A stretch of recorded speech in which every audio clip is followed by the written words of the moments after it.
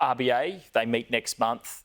What are your expectations? I know today NAB have tweaked their own rate forecast. They were expecting the cash rate to rise next month. Now they're predicting a hold. What's your tip at Rabo? They have, yeah. So we actually have the same forecast as NAB. We issued our forecast a while ago now, but we're expecting no rate rise in February, and we think that there'll be a rate cut that arrives in November of this year. Right, so November. There's some speculation it could be August, but you're going a bit further out. Yeah, we think that the RBA will wait a little bit longer. We think that the market is generally getting a bit too excited about rate hikes. Rate cuts, sorry. That's certainly the case in the United States, where we're seeing 6 cuts already priced in.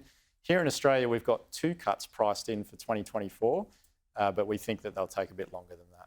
Yeah, retail sales numbers, though, for November, they came out recently. They were a bit stronger than what the market thought. Does that put a little pressure on the RBA there to potentially think about raising rates? Well, you could certainly read it that way, but I don't think so, because the ABS has been pretty clear that they think that the Black Friday sales, which fall in November, is changing consumer behaviour. We actually saw a negative print for retail turnover in October.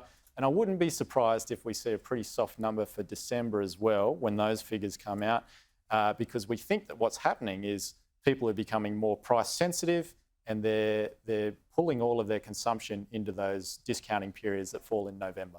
Well, we get the quarterly CPI at the end of the month, just a few days before the RBA have their first board meeting. But you look at the global situation right now with shipping. You've got Houthi rebels in the Red Sea causing some issues with oil, the oil markets, industrial action at our container ship ports as well.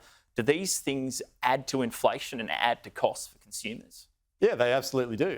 And we saw that during COVID. So the genesis of the inflation problem was offshore supply chain problems. So we do know that these sorts of supply side issues, they can create inflation problems, particularly for goods. And it's worth remembering that a lot of the disinflation, most of the disinflation that we've been seeing recently, all comes from goods. Mm-hmm. So we have seen this reduction in inflation, but some of that might be ancient history if we start to see higher goods price inflation from these disruptions to shipping and these issues at the ports. Now, the day that consumer price numbers come out, the US Federal Reserve will make its first cash rate decision of the year for the funds rate. Inflation there's bounced around a bit, but where are you expecting the US Fed to go with rates? We don't think they'll do anything at all at that meeting. Yep. We are expecting some cuts from the Fed later in the year, but not until sort of mid-year. The market is pricing in the first cut from March, but we do think that that's way too optimistic. And we'll hear from Jerome Powell at his press conference, and then a week later we'll actually get to hear from Michelle Bullock for the first time hosting a press conference after a cash rate call as well. Yeah, so some changes here in Australia in the way that the RBA does things with monetary policy decisions this year. It's going to be really interesting to see what Michelle Bullock has to say at those press conferences. The RBA certainly has a focus on improving communication throughout the year.